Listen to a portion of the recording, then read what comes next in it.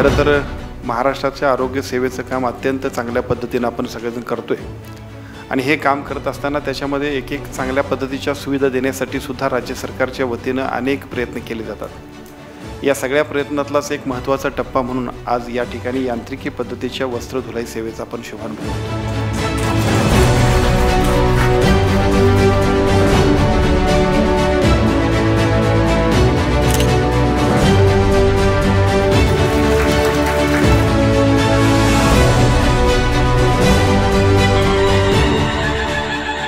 सार्वजनिक आरोग्य विभाग महाराष्ट्र शासनाच्या वतीने राज्याचे मुख्यमंत्री माननीय नामदार श्री देवेंद्र फडणवीस आणि राज्याचे उपमुख्यमंत्री माननीय नामदार श्री एकनाथ शिंदे व माननीय नामदार श्री अजित पवार यांच्या मार्गदर्शनाखाली यांत्रिक पद्धतीने वस्त्रधुलाई सेवेचा शुभारंभ होत आहे।